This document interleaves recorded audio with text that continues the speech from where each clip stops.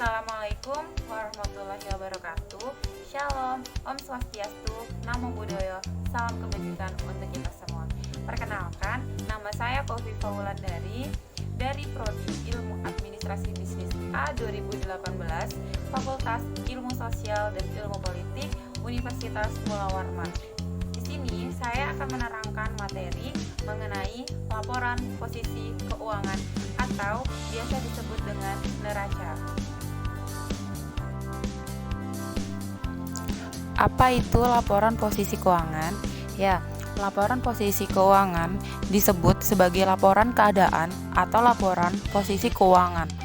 Statement of condition or statement of financial position merupakan salah satu laporan keuangan yang memberikan informasi tentang posisi aktiva, kewajiban, dan modal yang disajikan pada akhir periode. Laporan posisi keuangan menyediakan banyak sekali informasi berharga mengenai sebuah perusahaan, terutama ketika dikaji selama periode beberapa tahun dan dievaluasi terkait dengan laporan keuangan lainnya. Kemudian, kondisi keuangan. Kondisi keuangan merupakan laporan posisi keuangan, menunjukkan kondisi keuangan perusahaan pada tanggal tertentu. Laporan ini merupakan ikhtisar apa yang dimiliki perusahaan, aset, dan apa yang menjadi utang perusahaan kepada pihak luar, liabilitas, dan kepada pemilik internal, ekuitas pemegang saham. Saldo akun pada laporan posisi keuangan haruslah seimbang, yakni total semua aset harus seimbang dengan jumlah liabilitas dan ekuitas pemegang saham. Rumus persamaan keseimbangan dapat diperhatikan pada slide berikut ini, yaitu aset sama dengan liabilitas ditambah ekuitas pemegang saham. Dari rumus tersebut, kita akan dapat mengetahui posisi keuangan pada perusahaan. Dalam pembuatan laporan posisi keuangan atau biasa disebut dengan laporan neraca, perlu diperhatikan pada tanggal laporan posisi keuangan, di mana laporan posisi keuangan perlu disiapkan pada titik waktu tertentu, seperti akhir periode akuntansi, akhir tahun, atau akhir triwulan. Laporan interim akan dipersiapkan untuk setiap triwulan yang berakhir pada 31 Maret, 30 Juni, dan 30 September. Beberapa perusahaan mengadopsi tahun fiskal yang berakhir pada tanggal selain 31 Desember. Kenyataannya bahwa laporan posisi keuangan dipersiapkan pada tanggal tertentu adalah signifikan. Misalnya, kas adalah akun pertama yang terdaftar pada laporan posisi keuangan dan mewakili jumlah kas pada 31 Desember. Jumlah tersebut secara material dapat berbeda pada 30 Desember atau pada tanggal 2 Januari. Di dalam laporan posisi keuangan atau neraca terdapat laporan posisi keuangan common size, di mana merupakan bentuk analisis rasio vertikal yang memungkinkan membandingkan perusahaan-perusahaan dengan tingkat penjualan atau total aset yang berbeda-beda dengan memperkenalkan penyebut yang sama. Laporan common size bermanfaat untuk mengevaluasi tren dalam perusahaan dan untuk membuat perbandingan dalam dunia industri. Bisa kita perhatikan dari gambar berikut, bahwasannya laporan posisi keuangan common size mengungkapkan tiap-tiap item pada laporan posisi keuangan dalam persentase dari total aset. Laporan common size memfasilitasi analisis internal atau analisis struktural pada perusahaan tertentu. Laporan posisi keuangan common size mengungkapkan komposisi aset menurut kategori utama, misalnya kas dan ekuivalen, kas terhadap aset lancar lainnya, didistribusi aset yang ke situ dana diinvestasikan, yaitu lancar, jangka panjang, tak berwujud. Kemudian, struktural model perusahaan, liabilitas relatif terhadap ekuitas, dan struktur liabilitas, yaitu jangka panjang relatif terhadap jangka pendek. Di dalam neraca keuangan, ada yang disebut dengan aset. Aset lancar atau current asset terdiri dari kas atau aset yang diharapkan dapat dikonversikan ke kas dalam waktu 1 tahun atau 1 siklus operasi, mana yang lebih lama. Siklus operasi adalah waktu yang dibutuhkan untuk membeli atau memproduksi persediaan, menjual produk, dan mengumpulkan kas. Bagi kebanyakan perusahaan, siklus operasi adalah kurang dari waktu 1 tahun. Aset lancar terdiri dari uang kas, surat berharga, piutang dagang, piutang pendapatan, beban bayar di muka, perlengkapan, dan persediaan barang. Istilah lancar pada hakikatnya merujuk pada aset yang secara terus-menerus digunakan hingga habis dan digantikan pada operasi perusahaan yang sedang berlangsung. Istilah modal kerja, working capital, atau modal kerja bersih, net capital working, digunakan untuk menjelaskan banyaknya aset lancar melebihi liabilitas lancar, yaitu aset lancar dikurangi liabilitas lancar. Kemudian, ada yang disebut dengan kas dan sekuritas yang diperdagangkan. Kas merupakan bentuk apapun, bisa deposito yang menunggu diuangkan atau rekening bank. Kemudian, sekuritas yang diperdagangkan merupakan substitusi kas. Kas yang tidak segera dibutuhkan di perusahaan dan untuk sementara diinvestasikan untuk mendapatkan pengembalian atau biasa disebut dengan return. Investasi ini ada dalam bentuk instrumen dengan jatuh tempo jangka panjang, kurang dari 1 tahun, untuk meminimalkan resiko fluktuasi tingkat bunga. Sekuritas ini relatif tidak beresiko dan sangat mudah dicairkan, sehingga dana mudah sekali ditarik jika dibutuhkan.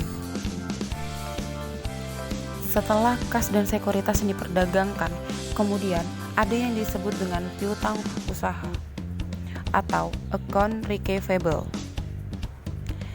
Merupakan saldo pelanggan yang beredar berdasarkan penjualan kredit dan dilaporkan pada laporan posisi keuangan pada nilai yang dapat direalisasi bersih, yakni jumlah akun sesungguhnya dikurangi akun cadangan piutang ragu-ragu. Akun cadangan piutang ragu-ragu menjadi penting dalam menilai kualitas penghasilan.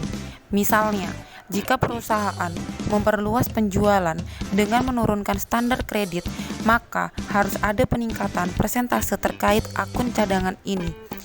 Estimasi akun ini akan mempengaruhi penilaian piutang usaha pada laporan posisi keuangan dan pengakuan beban piutang tak tertagih pada laporan laba rugi dan penghasilan komprehensif lain.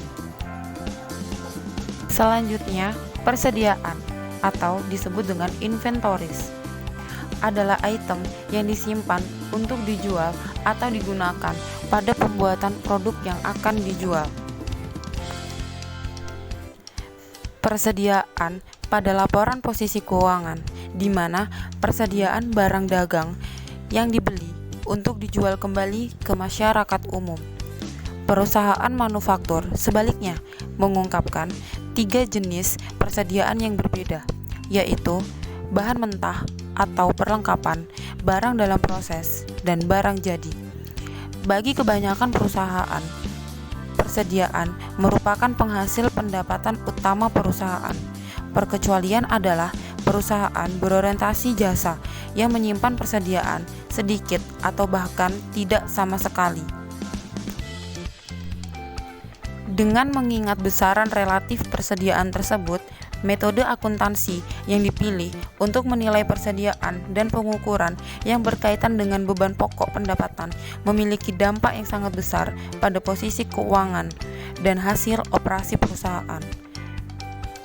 Memahami fundamental akuntansi persediaan dan dampak dari berbagai metode yang diterapkan tersebut pada laporan keuangan perusahaan merupakan hal esensial bagi pengguna informasi laporan keuangan. Setelah dilakukan persediaan, kemudian ada yang namanya metode akuntansi persediaan. Metode ini digunakan perusahaan untuk menghitung persediaan, akan menentukan nilai persediaan pada laporan posisi keuangan dan jumlah beban yang diakui untuk beban pokok penjualan pada laporan laba rugi dan penghasilan komprehensif lain. Signifikansinya, persediaan perlu digarisbawahi dengan adanya inflasi dan dengan implikasinya bagi pembayaran pajak dan arus kas. Penilaian persediaan didasarkan pada asumsi tentang arus barang dan tidak ada hubungannya dengan pesanan sesungguhnya atas produk yang dijual. Asumsi ini arus biaya dibuat agar dapat memadankan beban pokok pendapatan selama periode dengan pendapatan yang dihasilkan dari penjualan dan dengan memberikan nilai dolar ke persediaan yang tersisa untuk dijual pada akhir periode akuntansi. Metode akuntansi persediaan terbagi menjadi 3 metode. Yang pertama, metode FIFO, first in, first out, yang artinya masuk pertama, keluar pertama. Metode ini, unit persediaan yang pertama kali masuk ke gudang akan dijual pertama. Metode FIFO cocok diterapkan pada perusahaan yang menjual produk yang memiliki masa kadaluarsa seperti makanan, minuman, obat, dan lain sebagainya. Kemudian yang kedua, LIFO, last in, first out, yang artinya barang yang masuk terakhir, keluar pertama. Metode ini, unit persediaan yang dibeli pertama kali akan dikeluarkan di akhir. Artinya, unit yang dijual pertama adalah unit persediaan yang terakhir masuk ke gudang. Jadi, biasanya persediaan akhir barang dagangan akan dinilai dengan nilai perolehan persediaan yang pertama atau awal masuk. Metode biaya persediaan LIFO ini didasarkan pada asumsi bahwa aliran keluar biaya persediaan merupakan kebalikan dari kronologi terjadinya biaya. Pada metode ini, harga beli terakhir dibebankan ke operasi dalam periode kenaikan harga, inflasi, sehingga laba yang dihasilkan akan kecil dan pajak yang terutang juga menjadi lebih kecil. Kemudian yang ketiga, metode average cost atau biasa disebut metode rata-rata tertimbang. Metode ini membagi antara biaya barang yang tersedia untuk dijual dengan jumlah unit yang tersedia, sehingga persediaan akhir dan beban pokok penjualan dapat dihitung dengan harga rata-rata. Metode average merupakan titik tengah atau perpaduan dari metode FIFO dan LIFO. Jadi, kelebihan dan kekurangan metode ini berada di antara metode LIFO dan FIFO.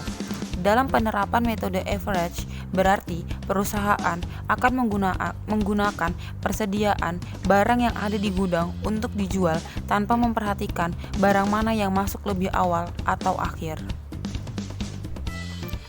Kemudian, beban bayar di muka, prepaid expense, merupakan sebuah biaya yang dibayar sebelum jasa atau barang itu digunakan. Contohnya itu seperti asuransi, sewa, pajak, properti, atau utilitas, kadang dibayar di muka. Biasanya, semuanya itu dimasukkan ke aset lancar ketika beban tersebut akan jatuh tempo dalam waktu 1 tahun atau 1 siklus operasi, mana yang akan lebih lama di antara keduanya. Umumnya, pembayaran di muka tidak bersifat material pada laporan posisi keuangan secara keseluruhan. Jika di awal tadi setelah membahas aset lancar, maka selanjutnya kita akan membahas tentang aset tetap. Aset tetap juga disebut dengan aset berwujud, aset tahan lama, dan aset modal. Aset ini menghasilkan manfaat ekonomi lebih dari 1 tahun, dan aset ini dianggap berwujud karena memiliki substansi fisik. periode waktu aset dapat memberikan manfaat bagi perusahaan dan dianggap memiliki usia atau disebut dengan depresiasi atau penyusutan. Depresiasi merupakan metode untuk mengalokasikan biaya aset dengan masa manfaat yang lama. Biaya awal dikurangi estimasi nilai residu pada akhir masa pemanfaatan aset, disebarkan ke sepanjang masa pemanfaatan yang diharapkan atas aset tersebut.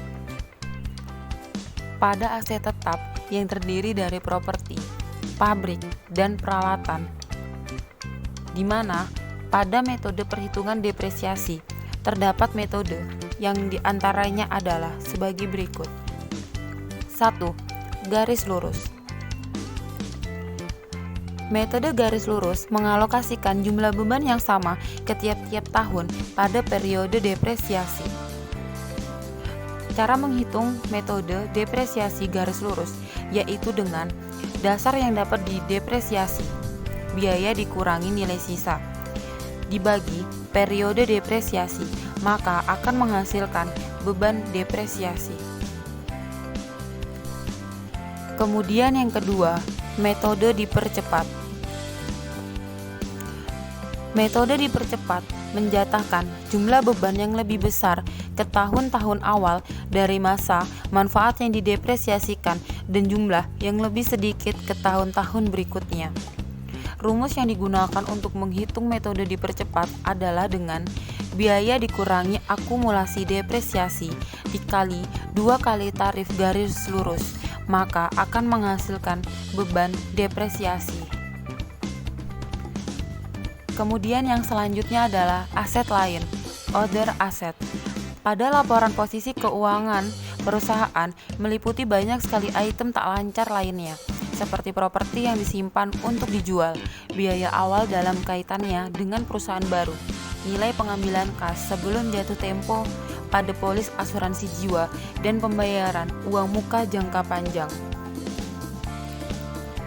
Kategori tambahan untuk aset tak lancar sering tercakup adalah investasi jangka panjang dan aset tak berwujud, seperti goodwill yang diakui dalam penggabungan perusahaan, paten, merek dagang, hak cipta, nama merek, dan waralaba.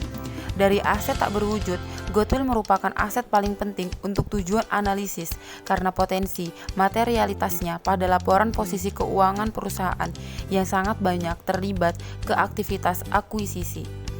Goodwill muncul ketika satu perusahaan mengakuisisi perusahaan lain dalam penggabungan perusahaan yang dihitung sebagai pembelian dengan harga beli di atas nilai pasar wajar aset bersih yang diakuisisi yang dapat diidentifikasi.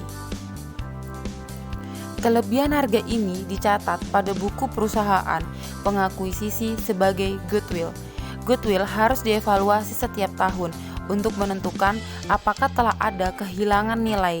Jika tidak ada kehilangan nilai, goodwill tetap pada laporan posisi keuangan sebesar biaya yang tercatat sepanjang waktu. Jika ditentukan bahwa nilai buku atau nilai terbawa goodwill melebihi nilai wajar, kelebihan nilai buku ini harus ditulis sebagai beban kemerosotan nilai, impairment expense. Terima kasih telah menyaksikan video saya. Semoga bermanfaat. Wassalamualaikum warahmatullahi wabarakatuh.